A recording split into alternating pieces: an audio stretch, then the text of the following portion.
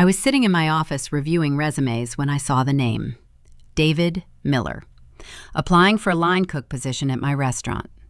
My ex-husband, the man who'd stolen my daughter from me, who'd poisoned her against me with lies, who destroyed my life 6 years ago. And now he was applying to work in my kitchen. My hands didn't shake. I just smiled, because karma had finally caught up to him. My name is Sarah Miller.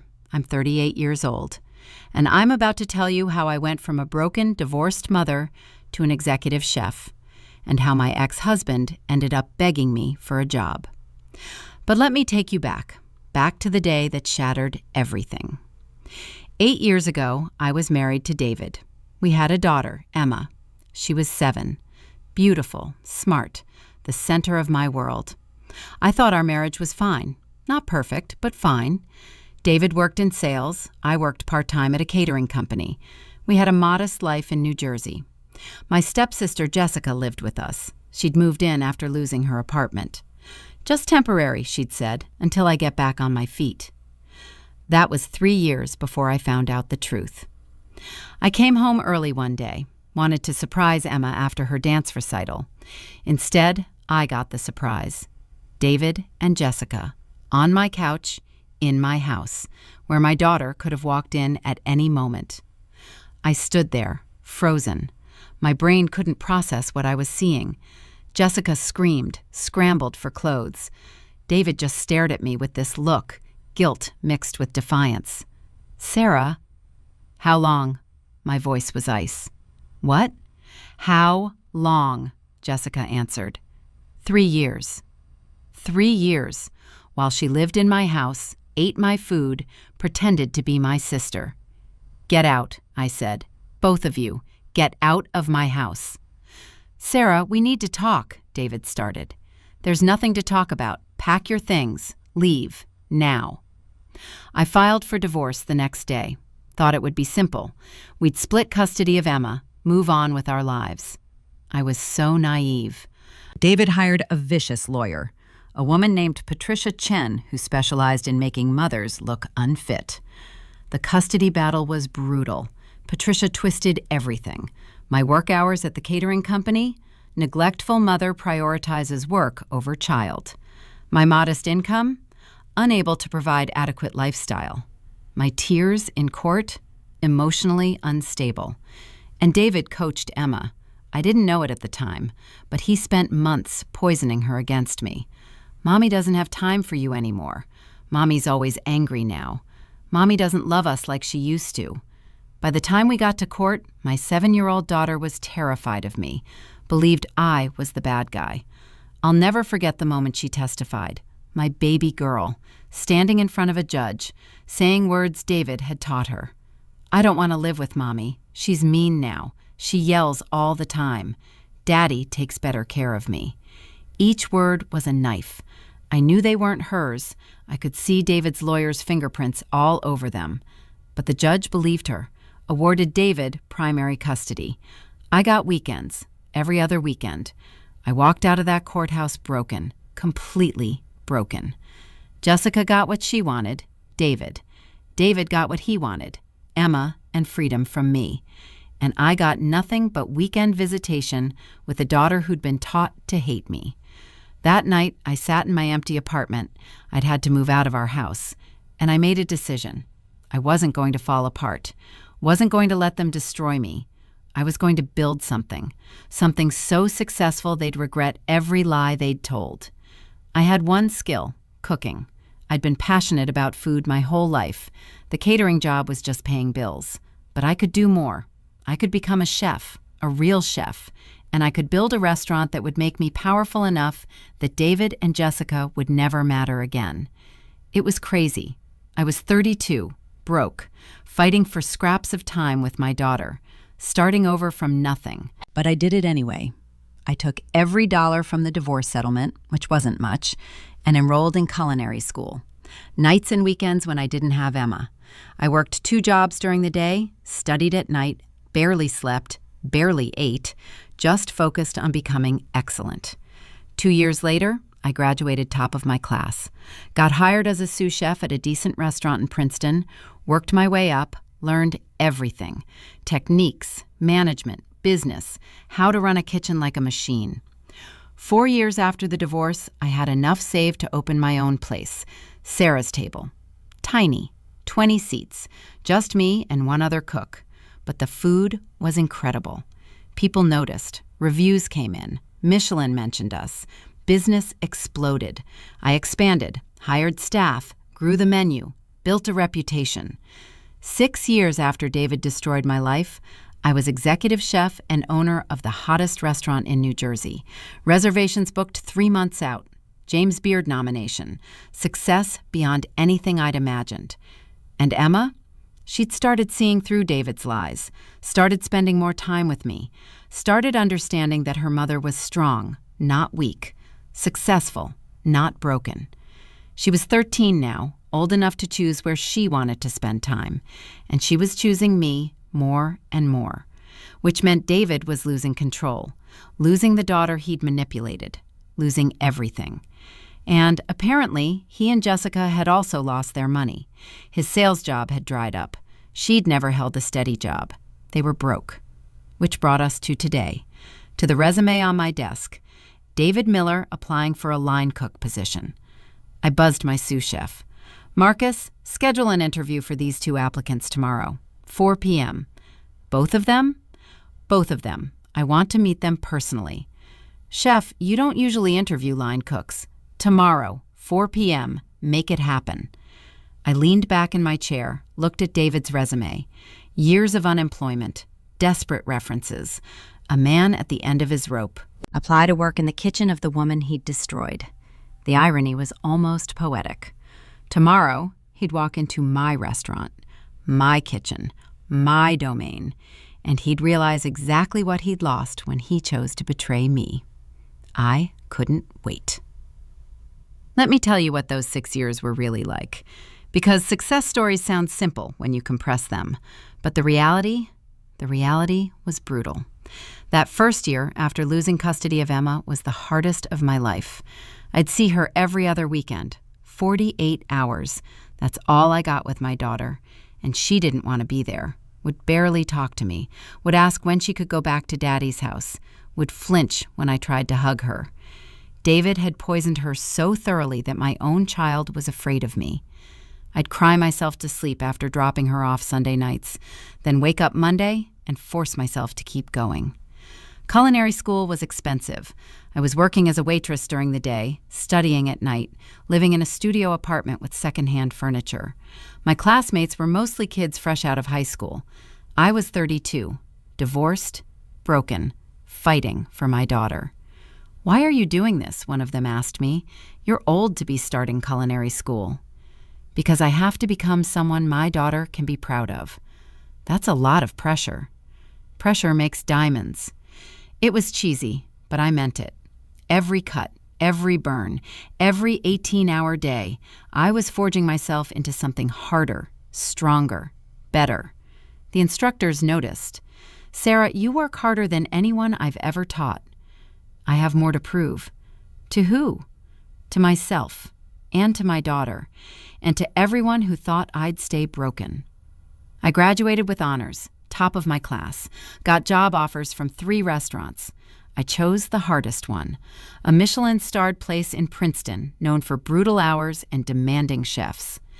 "You sure about this?" the head chef asked during my interview. "We work you like a dog here."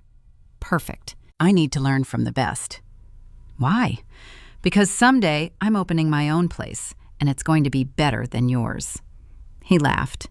"I like you. You're hired." The next 2 years were hell. I worked 16-hour days, learned every station, burned myself constantly, got screamed at daily, cried in the walk-in cooler more times than I can count. But I learned. God, did I learn. How to run a kitchen, how to manage chaos, how to create dishes that made people weep, how to be excellent under pressure. Meanwhile, Emma was growing up without me.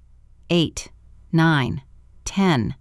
Missing school plays, missing birthdays, missing everything because I was working. But I called her every night, sent cards, wrote letters, told her I loved her even when she barely responded. "Why don't you get a normal job?" she asked once. "Then you could see me more." "Because I'm building something for us, something that will make you proud." "I just want my mom." That one hurt, but I kept going because I knew someday she'd understand. By year 4, I had saved enough to open my own place, barely. A tiny spot in New Brunswick, 20 seats, minimal equipment. Sarah's table, my dream, my risk, my everything.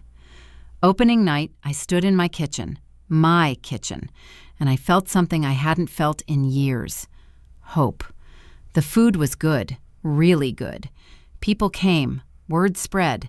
3 months in, we got our first review, 4 stars. Chef Sarah Miller creates magic on a plate. This tiny restaurant is a hidden gem. 6 months in, reservations were booking 2 weeks out. 1 year in, Zagat listed us as one of New Jersey's top new restaurants. Emma was 11. She came to the restaurant for the first time, sat at the bar watching me work. "Mom, you're really good at this." "Thank you, baby. Everyone here respects you, listens to you. You're like, important." "I'm just a chef." "No, you're more than that. You're like, powerful." That's when something shifted. She started seeing me differently, not as the broken woman who'd lost custody, but as someone strong, someone who'd built something from nothing. Year 5, I expanded, moved to a bigger space, 50 seats, full bar, expanded kitchen, hired a staff of 12, became a boss, a mentor, a leader. Got my first James Beard nomination. Didn't win, but the nomination alone was huge. Emma was 12, asking to spend more time with me, seeing through David's lies.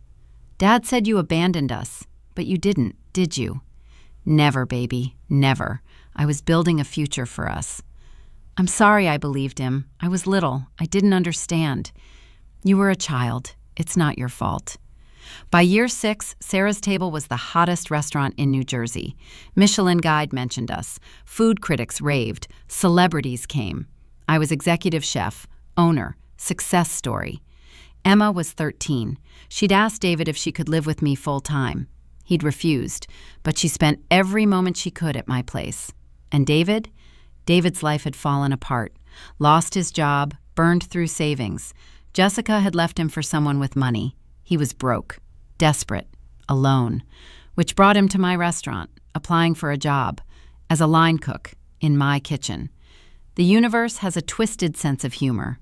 Tomorrow, he'd walk through my door, see what I'd built, realize what he'd lost, and I'd get to decide his fate, just like he'd once decided mine. Karma's a beautiful thing. 4 p.m. I was in my office doing paperwork when Marcus knocked. "Chef, your 4 o'clock interviews are here." "Both of them?" "Both. Should I bring them back?" "Give me 5 minutes, then send them to the private dining room." "You're interviewing them together?" "I am." Marcus looked confused but didn't argue. 5 minutes. I stood, adjusted my chef's whites, checked my reflection in the small mirror by my desk. Executive Chef Sarah Miller, owner of the most sought-after restaurant in New Jersey.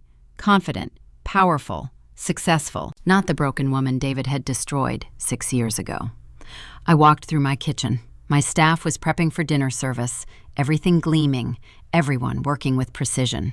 This was mine, all of it, built from nothing, built from pain. I reached the private dining room, took a breath, opened the door.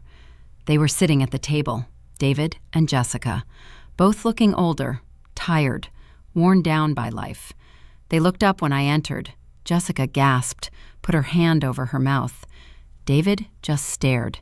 His face went white, then red, then white again. "Hello," I said calmly. "Thank you for coming in today. I'm Chef Sarah Miller, owner and executive chef of Sarah's Table." The silence was deafening. David found his voice first. "Sarah, we didn't know this was my restaurant? It's fairly well known, but then you probably haven't been following my career." I sat down across from them, placed their resumes on the table. "Shall we begin?" "Sarah, this is," Jessica started, stopped, couldn't finish. "This is a job interview. You both applied for positions in my kitchen, line cook. I'm here to determine if you're qualified." David was still staring at me, at my chef's whites, at the confident woman sitting across from him. "You're a chef, an executive chef." "I am. Been working in kitchens for 6 years. Opened this restaurant 4 years ago. We're doing quite well, but you can read about that in any food magazine." I opened his resume. "Now, David Miller, I see you have no restaurant experience, no culinary training, no relevant skills for kitchen work." "I'm a hard worker." "Are you? Because your employment history shows significant gaps. What have you been doing?" He couldn't meet my eyes. "I've had some setbacks, financial difficulties, but I'm ready to work hard, to learn." "I see. And Jessica Henderson." I turned to her resume. "Also no relevant experience, no training, no skills. Why should I hire either of you?" Jessica was crying, quiet tears streaming down her face. "Sarah, I'm so sorry. For everything. For what we did. This is a job interview, not a therapy session. I asked why I should hire you." "We need the work. We're desperate. Please." I sat back, studied them. These two people who'd destroyed my life, who'd stolen my daughter, who'd made me cry myself to sleep for years, now sitting in my restaurant, begging me for jobs, for mercy, for help. "Let me tell you about my kitchen," I said. "It's intense, fast-paced, demanding. We serve 150 covers a night. Everything is perfect or it doesn't leave the kitchen. My staff works harder than anywhere else in New Jersey, and they're paid well for it, because I value excellence." They listened, hoping, desperate. I built this place from nothing. After my divorce, I had no money, no prospects, no hope, just a dream and a willingness to work harder than anyone else. David flinched at the word divorce.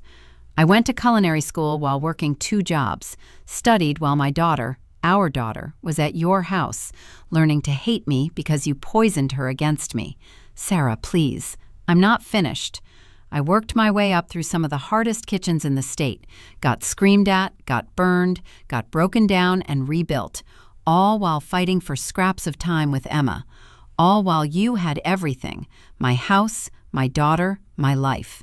Jessica was sobbing now. "We're sorry. We're so sorry." "Are you sorry for what you did, or sorry that it didn't work out the way you planned?" Neither could answer. "Let me tell you what happened after you destroyed my life. I became stronger, smarter, more successful than I ever would have been if I'd stayed married to you. Your betrayal was the best thing that ever happened to me." David finally spoke. "I can see that. Sarah, you're incredible. This place is incredible. You did all this yourself." "I did. And you know what the ironic thing is? If you'd been a decent husband, a decent father, a decent person, you might have been part of this success. But you chose betrayal, chose lies, chose to destroy your family for a few years of sneaking around." I know, and I regret it every day." "Do you? Do you regret betraying me? Or do you regret that Jessica left you when the money ran out?" His face told me everything. Jessica had left him, recently.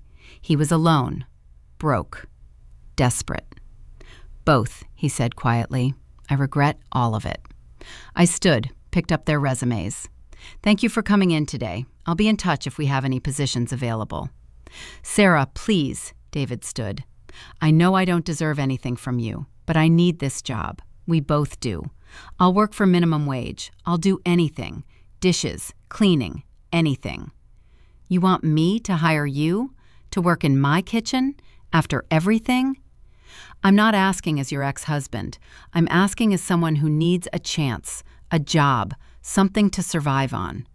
I looked at him, really looked at him.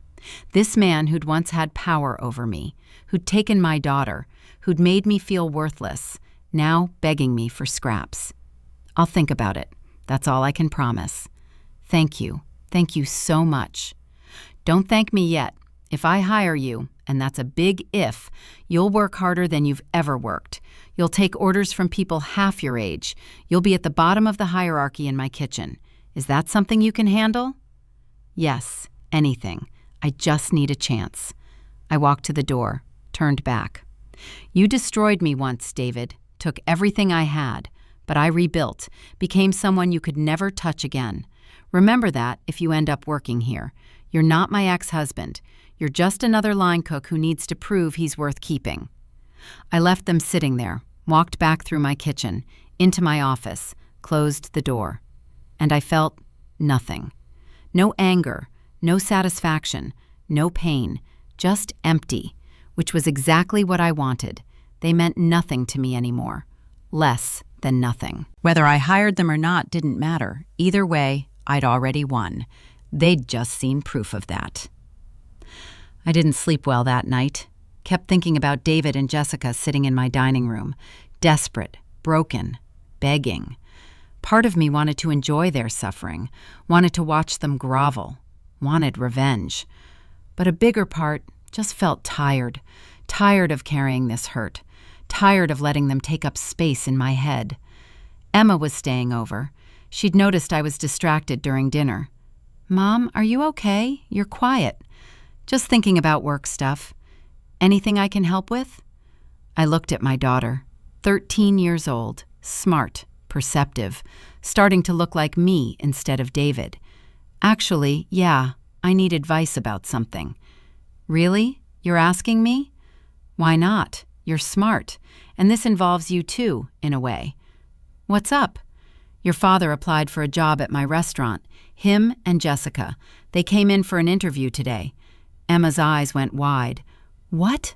Dad wants to work for you?" "Apparently. They need money. I have jobs available." "Are you going to hire them?" "I don't know. What do you think I should do?" She thought about it. Really thought about it. "Do they deserve it?" "Nobody deserves anything. But do they need it?" "Yeah. They're broke. Desperate." "Would they be good at the job?" "Probably not. No experience. No training. They'd be starting from zero." "So why are you even considering it?" Good question. Why was I considering it? Because maybe it's not about what they deserve. Maybe it's about who I want to be. Do I want to be someone who kicks people when they're down, or someone who's bigger than that? Emma was quiet for a moment. "Mom, can I tell you something?" "Always. For years, Dad told me you were the bad guy, that you chose work over us, that you didn't love me enough to fight for me." My heart clenched. "Baby, but I know now that was all lies. You were fighting. You were just fighting in a different way, by building something, by becoming someone I could be proud of." "I'm sorry you were caught in the middle." "Don't apologize. I'm not telling you this to make you feel bad. I'm telling you because I want you to know you don't owe Dad anything. Not kindness, not a job, not anything. You already gave him everything once, and he threw it away." "So you think I shouldn't hire him?" "I think you should do whatever makes you happy, not what makes him happy, not what makes him suffer, just whatever feels right for you." Smart kid. When did she get so wise? "What if hiring him makes me feel powerful, like I've won?" "Has hiring him actually happened yet?" "No." "Then you're making him wait, making him wonder, making him sweat. You've already won, Mom. The question is whether you want to keep playing or walk away." She was right. The power was in the waiting, in the uncertainty, in making them sit with their desperation while I decided their fate. That night, I called Marcus. "Those 2 applicants from yesterday, call them. Tell them to come in tomorrow at 6 a.m. They're starting a trial shift." "You're hiring them?"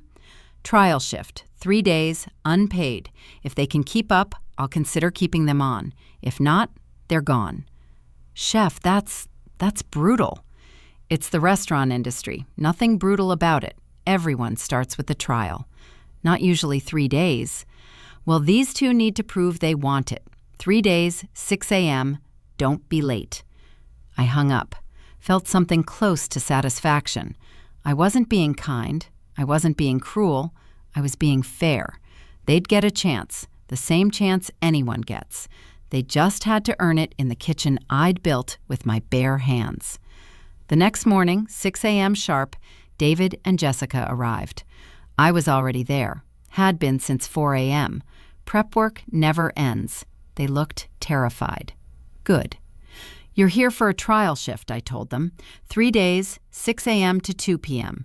You'll work prep, peeling vegetables, cleaning stations, basic tasks. If you prove you can handle it, we'll talk about actual employment.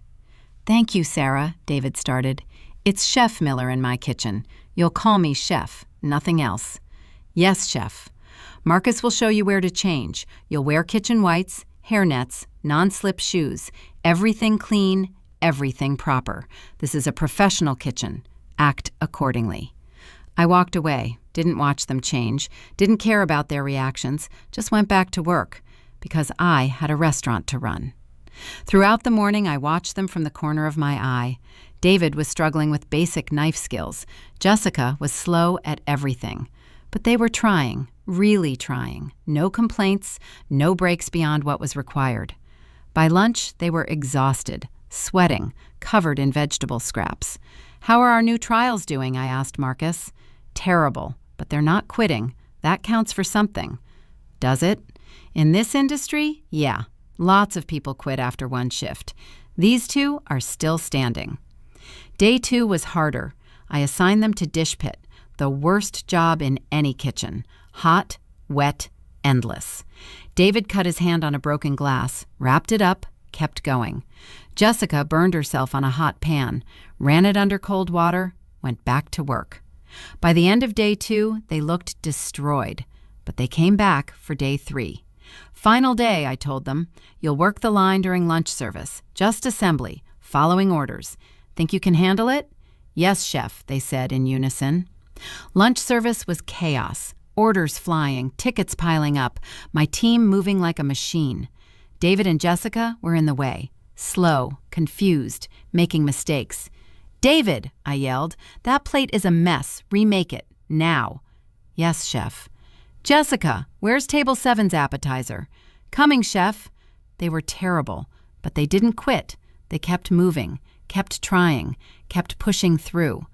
By the end of service, they were dead on their feet. I called them into my office. You survived 3 days. Barely. Your knife skills are terrible. Your speed is worse. You have no experience and no natural talent. They looked crushed. But you didn't quit, and that means something. So I'm offering you both positions, minimum wage, entry level. You'll work prep and dish pit until you prove you can handle more. Understood? Yes, Chef. Relief flooded their faces. This isn't charity. You'll earn every penny. And if you can't keep up, you're gone. No second chances beyond this one. We understand. Thank you, Chef. Don't thank me. Thank yourselves for being willing to work. Now get out. Be back tomorrow at 6 a.m. They left. I sat in my office, wondering if I'd made the right choice. But it didn't matter, right or wrong. I'd made my decision. They'd work in my kitchen, under my rules, in my world. And every day they'd remember, I was the one who gave them a chance when no one else would. That was power enough. David and Jessica started work the next day, 6 a.m., on time, scared. I watched them navigate the kitchen hierarchy. In restaurants, rank is everything, and they were at the bottom. Marcus was sous chef, second in command. He gave them their assignments. You two are on prep today. David, you're on onions. Jessica, carrots. I need 10 pounds of each, diced small, by 9 a.m. Yes, Chef, they both said. I'd told my staff who David and Jessica were. Not all the details, just that they were my ex-husband and ex-stepsister, and that they were to be treated like any other new hires, meaning no special treatment, no sympathy, just work. My line cooks were mostly in their 20s, hungry, ambitious, excellent at their jobs. They looked at David, 42 years old, struggling to dice an onion, with barely concealed contempt. Yo, old man, you're going too slow. Speed it up. I'm trying. Don't try, do. This isn't a retirement home. I didn't intervene. This was kitchen culture. Brutal, Darwinian. You proved yourself or you got eaten alive. Jessica was doing slightly better, but only slightly.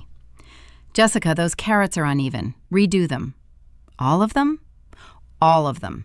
In this kitchen, it's perfect or it's garbage. She started over, close to tears but holding it together. By lunch service, they were both behind. Marcus was frustrated. "Chef, the new hires are slowing us down. Should I move them to Dish Pit permanently?" "Give them another week. They'll either improve or they'll quit. And if they don't quit, then I'll decide what to do with them." That afternoon, Emma stopped by the restaurant. She did that sometimes after school, loved watching the kitchen work. "Hey, baby, how was school?" "Good. Mom, is Dad really working here?" "He is. Want to see?" I led her to the prep area. David was hunched over a cutting board, exhausted, hands raw from the work. He looked up, saw Emma, his face transformed. "Emma, sweetheart." "Hi, Dad. I didn't know you'd be here. This is great. I can see you more now that I'm working at your mom's restaurant." Emma looked at him, really looked at him, seeing him in his stained whites, his subordinate position, his desperation. "Why are you working here, Dad?" "I needed a job. Your mom gave me a chance." "After everything you did to her?" David flinched. "I know. I'm grateful. She's been very gracious." "Has she? Or did you just not have anywhere else to go?" "Emma, I'm not a kid anymore, Dad. I know what you did, how you lied about Mom, how you made me think she didn't love me. But she was working this whole time, building this place, while you were... What were you doing?" David couldn't answer. Emma turned to me. "Can I talk to you in your office, Mom?" Of course. We left David standing there, looking broken. In my office, Emma sat down. "Are you doing this to punish him?" "Am I punishing him by giving him a job?" "You know what I mean, making him work for you, making him see what you built without him." I thought about that. Maybe. Part of me wants him to understand what he lost, what he threw away. But another part just sees someone who needs work, and I have work to give. Which part is winning? I don't know yet. Does it matter? I guess not. But Mom, I don't want you to do this for me. Don't keep Dad around because you think I want you to. I'm not. If I keep him, it's because he proves he can do the job, nothing more. Good, because you don't owe him anything, not after what he did. I know. Do you? Because sometimes I think you're too nice, too forgiving. I'm not forgiving him, baby. I'm just not letting him take up space in my head anymore. There's a difference. She hugged me. I love you, Mom, and I'm proud of you for building this place, for being strong, for not breaking when he tried to break you. I love you too, more than anything. After Emma left, I went back to the kitchen, watched David finish his prep work, slow, methodical, determined. He was trying, really trying, not because he loved cooking, but because he needed the paycheck, needed a purpose, needed to not feel completely worthless. Part of me felt something like pity, but mostly I felt nothing. He was just another employee now, another body in my kitchen, another person I had to manage. The person who'd destroyed my life? That David was gone, dead, replaced by this tired, desperate man who could barely keep up with my 23-year-old line cooks. At the end of the shift, Marcus approached me. "Chef, we need to talk about David and Jessica." "What about them?" "They're not cutting it. They're slow, making mistakes, taking up teaching time we don't have." "Are they improving?" "Marginally, but not fast enough. Give them 2 more weeks. If they're not up to speed by then, we'll reassign them or let them go." "You're being generous." "Am I? I'm giving them the same chance I'd give anyone. 2 weeks to prove they belong. Most new hires get 1 week. Then I'm being slightly generous. Is that a problem?" "No, Chef. Your kitchen. Your rules." That night, I lay in bed thinking about power, about how it shifts. How 6 years ago, David had all the power. He had my daughter, my house, my life. And now I had everything. The success, the money, the restaurant, Emma's love and respect. And David had nothing, except a job I could take away with 1 word. That was power. Real power. Not over him. I didn't want power over him. But power over my own life, my own choices, my own future. That was the revenge I'd built. Not hurting him, but becoming someone he could never hurt again.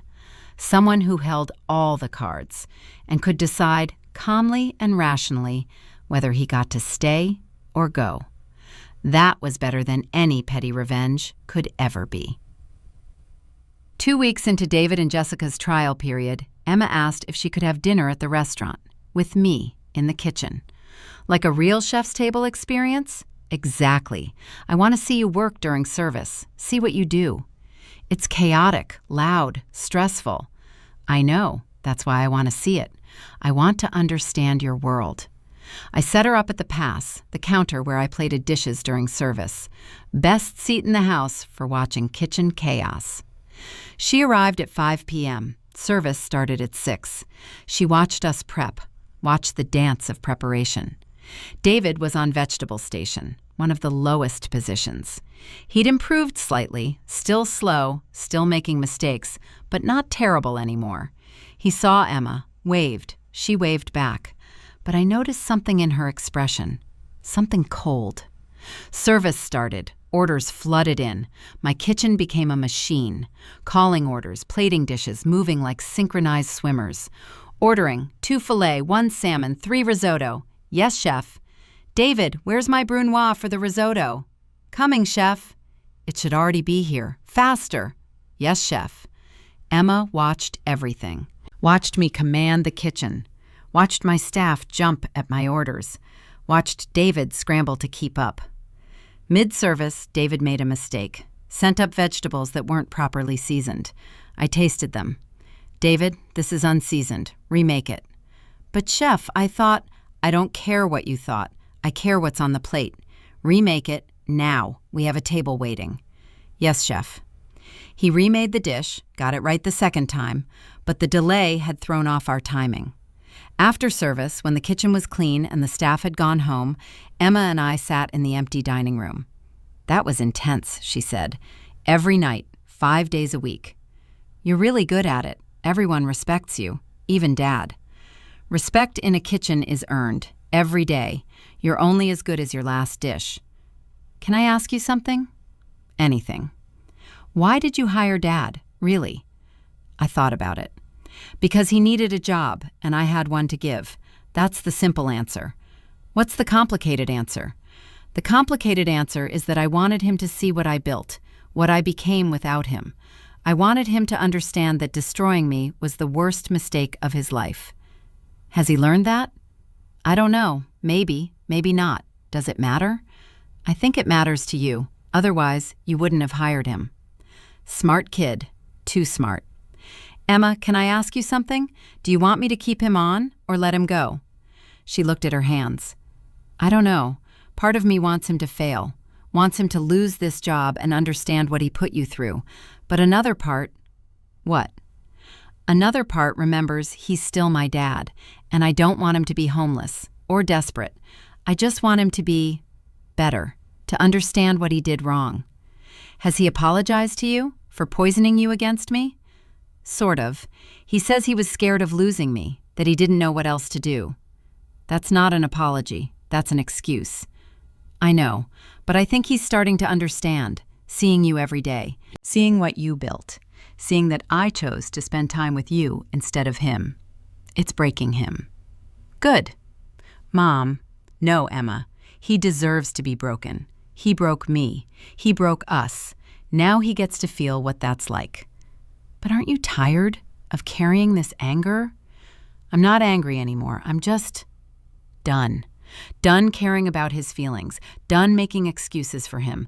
Done being the nice person who forgives everything. So what happens now? Now? Now he keeps working, keeps trying, and I decide, day by day, whether he's worth keeping around. The next day, Jessica didn't show up for work. Called in sick. Then called in sick again the next day. Then quit via text message. Can't do this anymore. Sorry. Thanks for the chance. I showed the text to Marcus. Well, that's one problem solved. Want me to try to convince her to come back? No. If she can't handle it, she can't handle it. Kitchen work isn't for everyone. But David kept showing up. Every day, 6 a.m., on time, working hard, improving slowly. One morning he asked to speak with me. "Chef, can I have a moment?" "Make it quick. Service prep starts in 10 minutes. I just wanted to say thank you for giving me this chance. I know I don't deserve it." "You're right, you don't." I also wanted to apologize for everything, for the divorce, for turning Emma against you, for being a terrible husband and a worse father. "Are you apologizing because you mean it or because you want to keep your job?" "Both, honestly, but mostly because Emma made me see. She made me understand what I did to you, what I took from you, and I'm ashamed." "Good. You should be ashamed. What you did was unforgivable." "I know, but I'm trying to be better, to make up for it somehow." "You can't make up for it. You can just try to not make the same mistakes again." "I won't, I promise." "Don't make promises. Just show up, do the work, be better. That's all anyone can do." "Yes, Chef." He walked away. I watched him go back to his station, start his prep work. This broken man who'd once had power over me. And I felt nothing.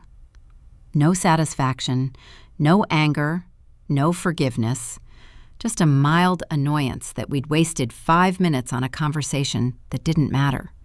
He was just another employee. His past with me was irrelevant to his work. That was the real victory.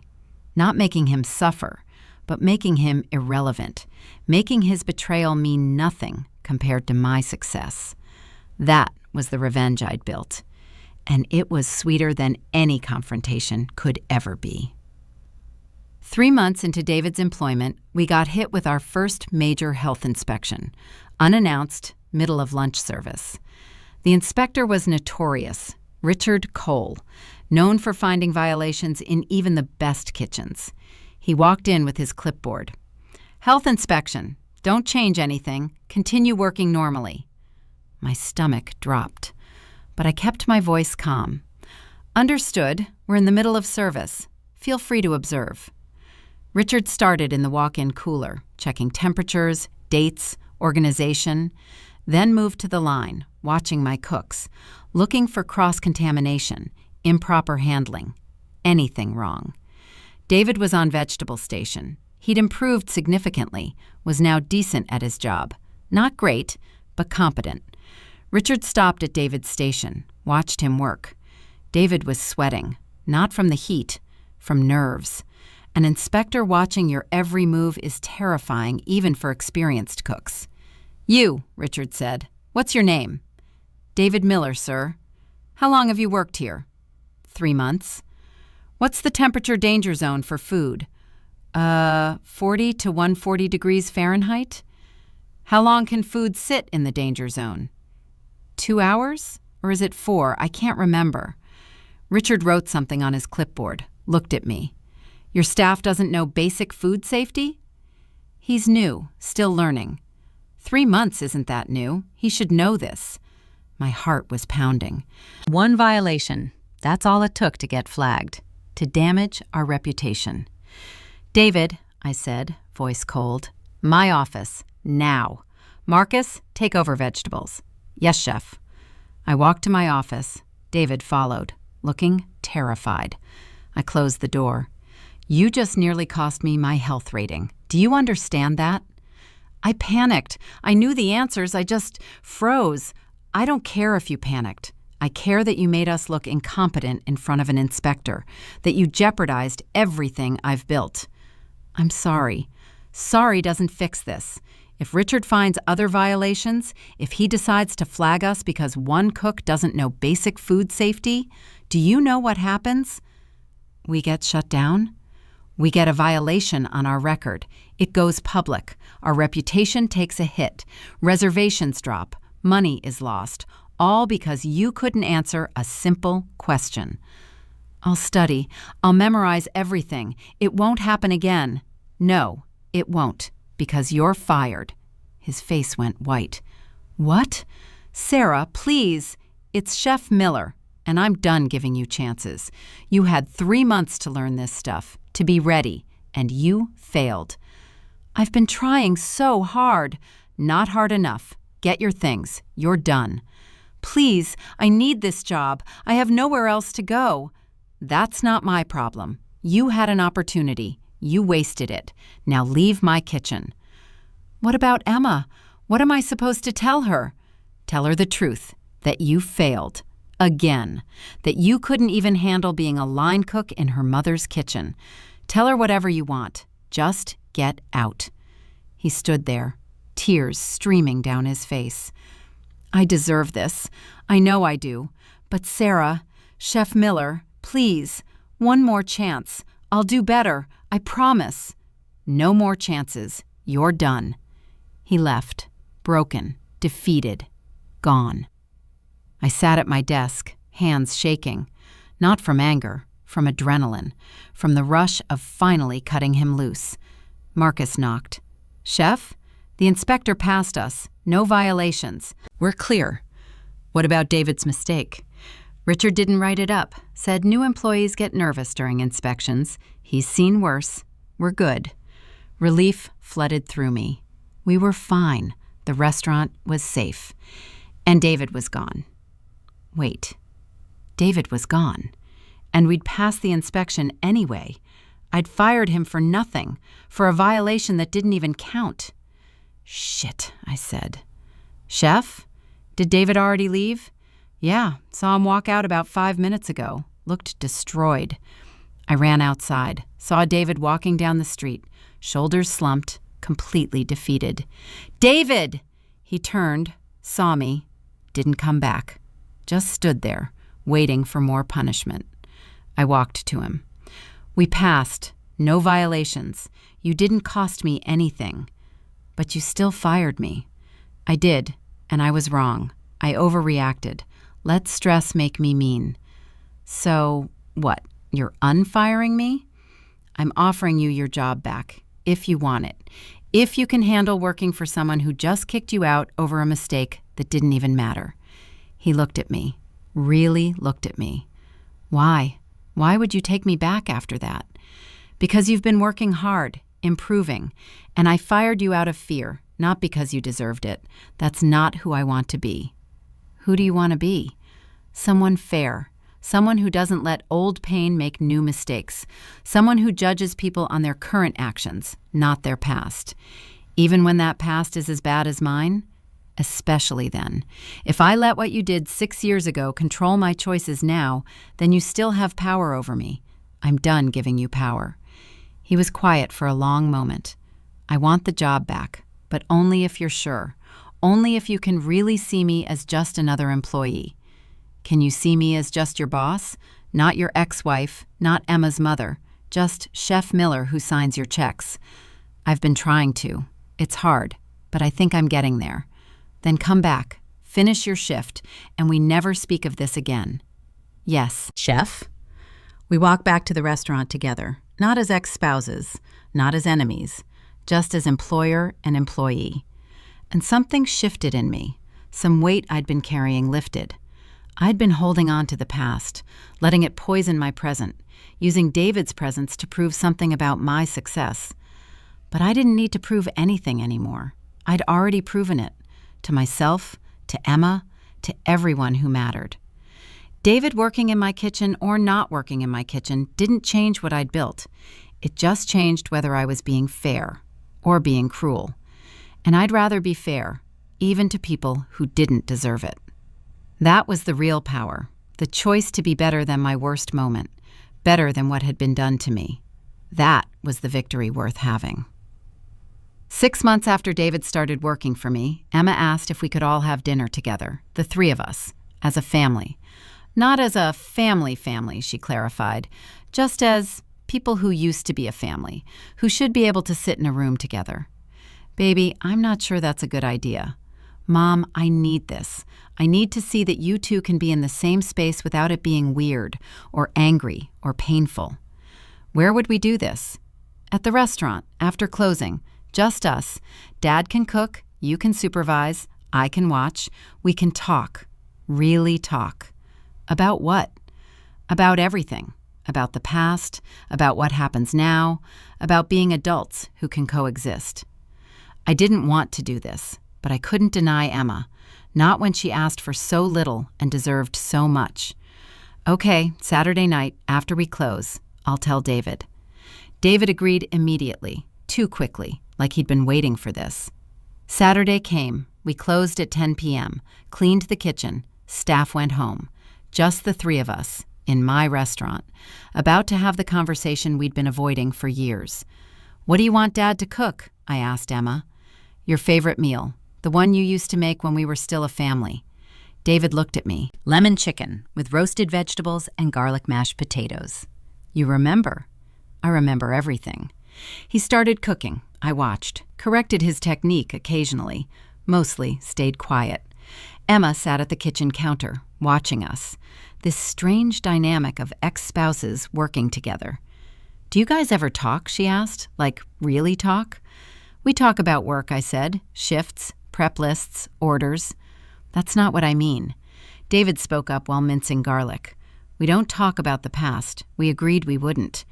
"But maybe you should. Maybe that's the problem. All this unspoken stuff just sitting there." "Emma," I started. "No, Mom. I need you guys to talk, to really talk, about what happened, about how we got here, because I can't move forward until you two figure out how to be honest with each other." David stopped cooking. "What do you want to know?"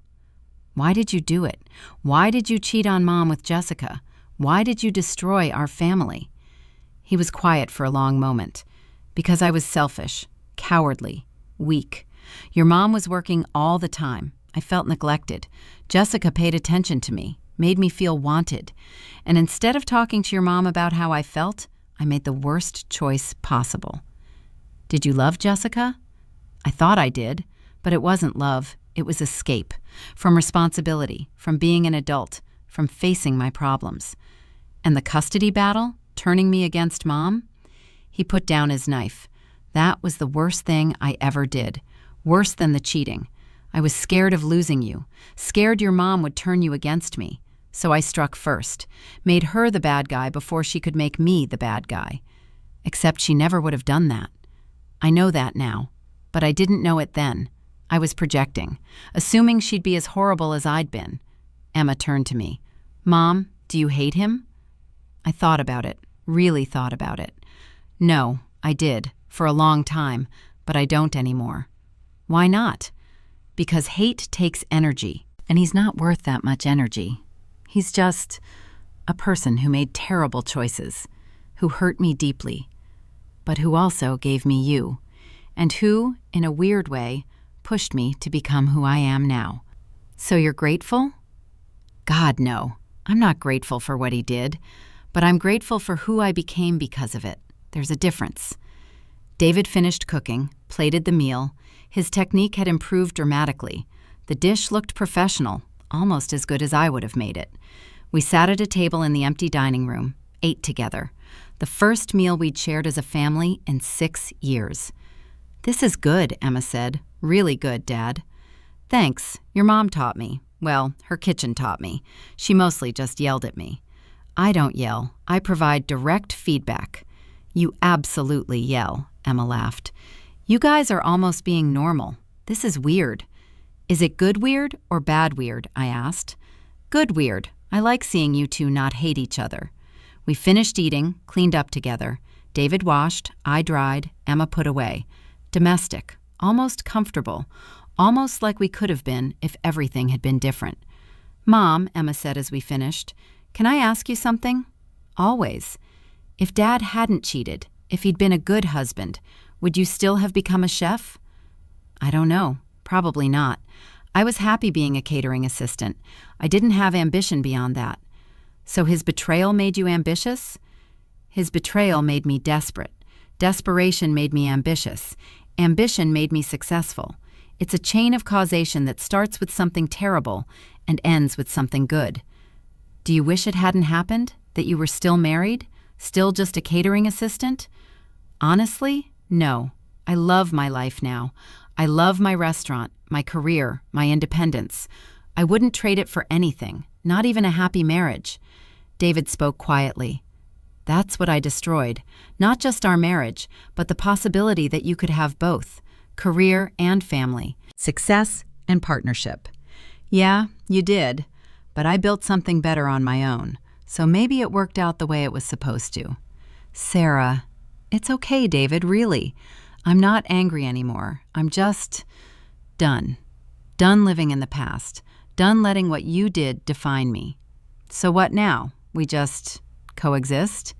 We coexist. I'm your boss. You're my employee. Emma is our daughter who we both love. That's the relationship. Nothing more, nothing less. Can I say something, he asked. Go ahead. I'm proud of you.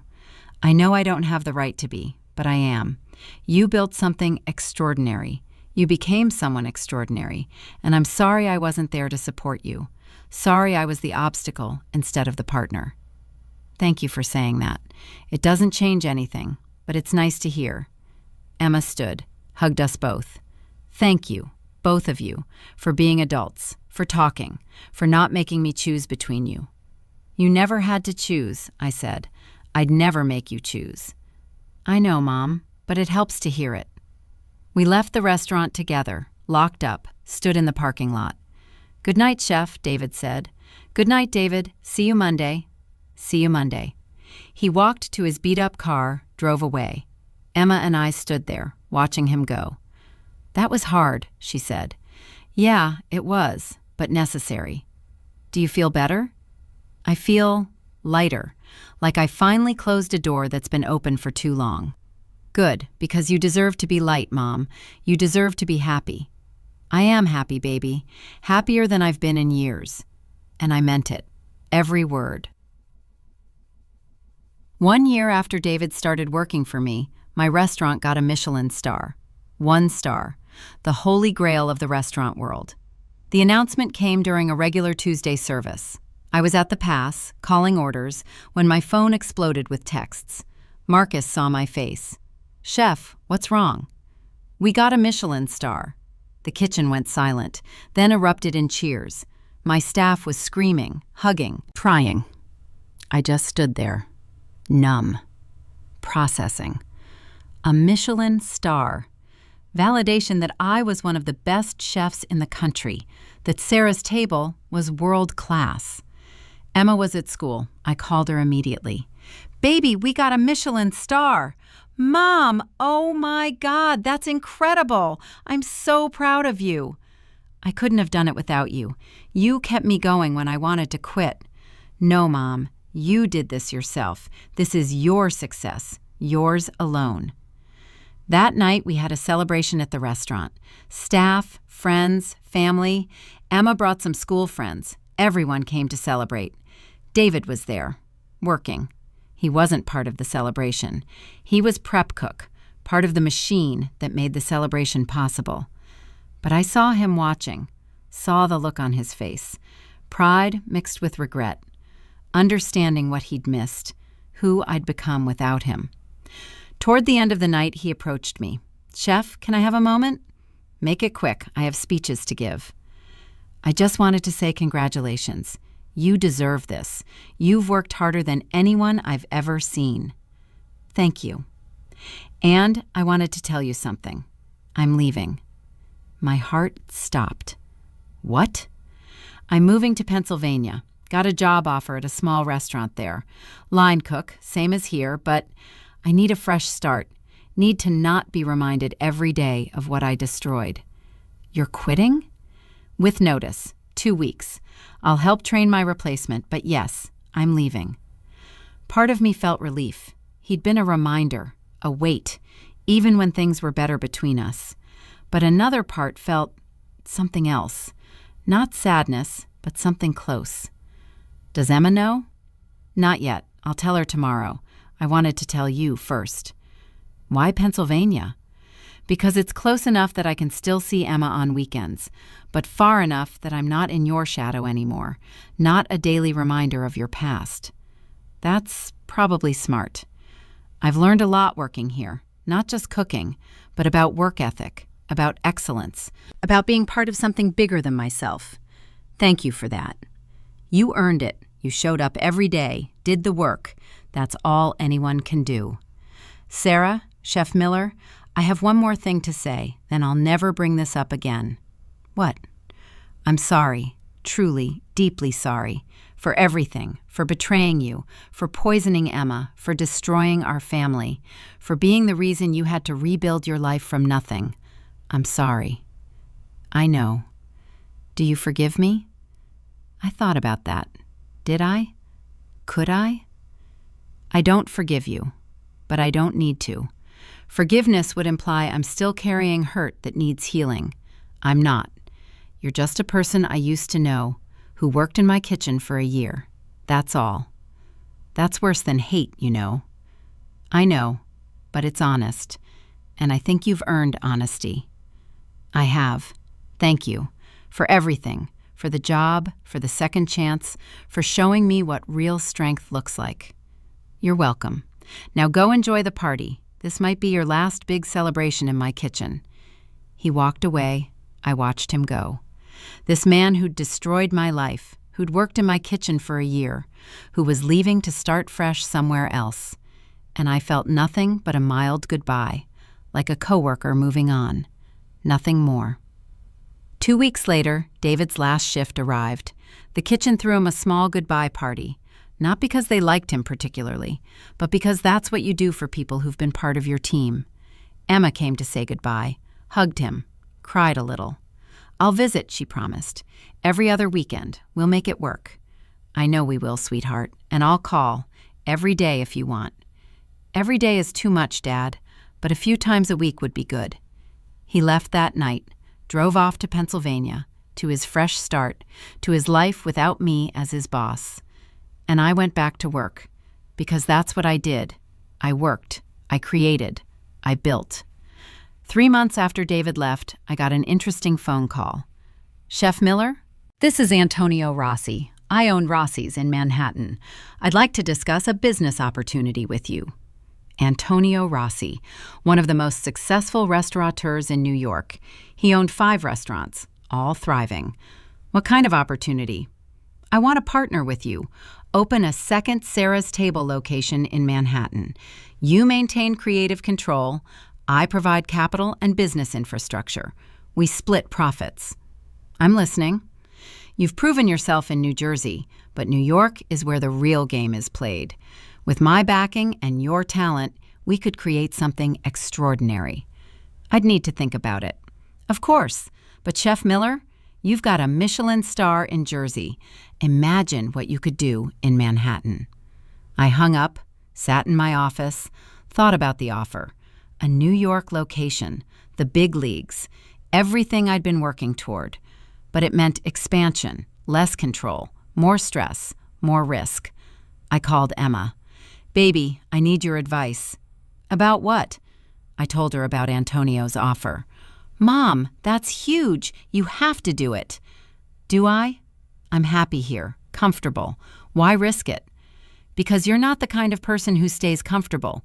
You're the kind who pushes, who grows, who becomes more. When did you get so wise?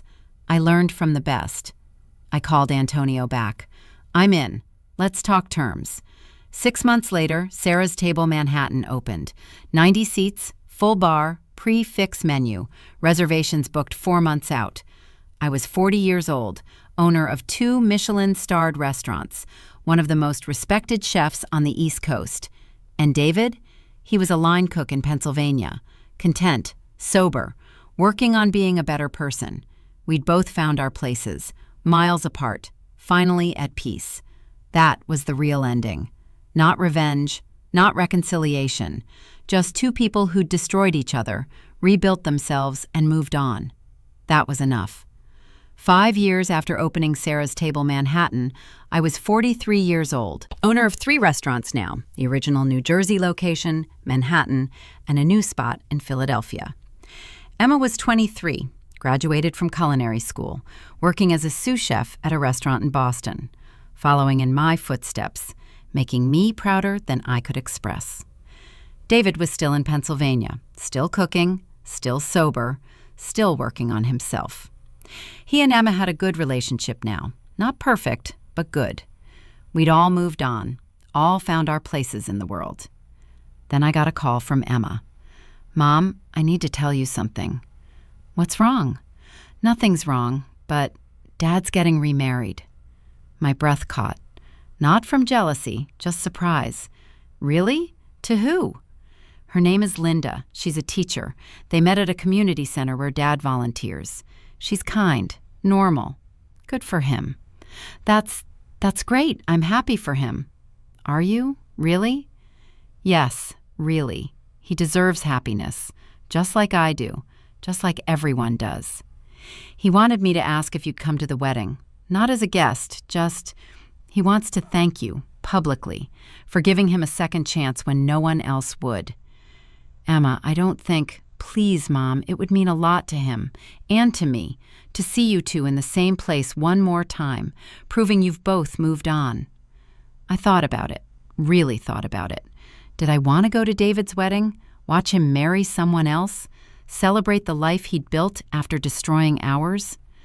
Okay, I'll come, but I'm not giving a speech. He's not asking you to. Just show up, that's all. The wedding was small, 50 people, community center, simple, nothing like the elaborate wedding David and I had 20 years ago. I sat in the back, watched David stand at the altar, nervous, happy, completely different from the man I'd married or divorced. Linda was lovely, warm smile, kind eyes. You could tell she genuinely cared about him. During the ceremony, David cried, actual tears, when he promised to love and honor Linda, to be faithful, to be the husband she deserved. I didn't cry, but I felt something. Not sadness, not regret, just closure. Real closure. This chapter was ending. Finally. Completely. At the reception, David approached me. Sarah, thank you for coming. It means more than you know. Congratulations. She seems wonderful. She is. She's everything I didn't deserve, but somehow got anyway. Everyone deserves a second chance, David. Even you. Because of you. You gave me that second chance, the job, the opportunity to prove I could be better. You gave yourself the second chance. I just provided the kitchen. Can I say something in front of everyone? David, I don't think... Too late. He was walking to the microphone, tapping it, getting everyone's attention. I want to thank someone special, someone who isn't here as a guest, but who made this day possible in ways she doesn't even realize. Oh God, he was really doing this. 15 years ago, I destroyed my first marriage. I betrayed my wife. I poisoned my daughter against her. I was selfish, cruel, the worst version of myself. The room was silent. Linda looked confused but supportive. My ex-wife Sarah could have destroyed me in return, could have made sure I never worked again, never saw my daughter, never rebuilt my life. Instead, she gave me a job in her restaurant, taught me how to work, how to be accountable, how to show up every day and earn my place. He looked at me, eyes wet. Sarah, you didn't forgive me. You've made that clear. But you gave me something better than forgiveness. You gave me the chance to become someone worth forgiving. Thank you for everything. The room applauded. People looked at me. I nodded, smiled, accepted the acknowledgement. After the reception, I found David and Linda. Congratulations, both of you. I hope you have a wonderful life together. Thank you, Linda said. David's told me so much about you, about what you built, about how you changed his life. He changed his own life. I just provided the opportunity. Still, it takes a special person to give someone a second chance after they've hurt you so badly. Or it takes someone who's moved on so completely that the past doesn't matter anymore. David spoke up. Sarah, I have something for you. A wedding gift. Or maybe an apology gift. I don't know what to call it. He handed me an envelope. Inside was a check for $50,000. What is this? Payment for everything. The job, the training, the patience. I know it doesn't cover what I took from you, but it's something. David, I can't accept this. Please, I need you to. I need to know I paid you back somehow, even if it's not enough. I looked at the check. $50,000. Probably his life savings. I'll accept it, but not as payment, as a donation to a culinary scholarship fund for single parents, people who need a second chance, like you did. That's perfect. Thank you. We shook hands. Former spouses, former enemies, now just two people who'd survived each other and come out better on the other side. I left the wedding early, drove back to New Jersey, to my restaurant, my domain, my world. Emma called as I was driving. "Mom, did you really stay for Dad's speech?" I did. It was nice. Closure. Real closure. "Are you okay?" "I'm perfect, baby. Better than perfect. I have my restaurants, my success, you, a life I built with my own hands. What more could I want? Maybe someone to share it with? Your own Linda? Maybe someday, but not today. Today, I'm enough on my own. You've always been enough, Mom. I'm so proud of you. I'm proud of you too, baby. My daughter, the sous chef, soon to be executive chef somewhere amazing. I learned from the best. That night, I stood in my kitchen. The restaurant was closed. Everyone had gone home. I walked through the space, touched the stainless steel counters, the stoves, the prep tables. This place, built from pain, from betrayal, from determination to prove I was more than what had been done to me. And I had, proven it, to everyone, to myself. David had taken my old life, my marriage, my daughter for a while, my sense of safety, and I'd taken that destruction and built an empire. That was the real revenge. Not making him suffer, but becoming so successful, so accomplished, so extraordinary that his betrayal became the best thing that ever happened to me. That's the story I want you to remember.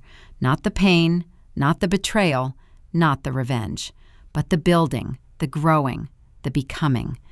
When someone destroys you, you have two choices: stay destroyed or rebuild stronger. I chose stronger. I chose success. I chose myself. And in the end, that's the only revenge that truly matters. The living well, the thriving, the proving that you were always more than what they tried to reduce you to. That's the legacy. That's the lesson. That's the truth. You are not what they did to you. You are what you build after they're done destroying. Build well. Build strong. Build something so extraordinary they can only watch from a distance and regret. That's the power. That's the victory. That's the life worth living. Now go build yours. When betrayal comes, and it will come in some form for all of us, remember, you have a choice. You can stay broken, or you can use that breaking as a foundation for something stronger. Sarah chose to build, to create, to become someone her betrayers couldn't touch. The best revenge isn't hurting those who hurt you. It's becoming so successful they can only admire from afar what they threw away. Live well. Build empires. That's how you win.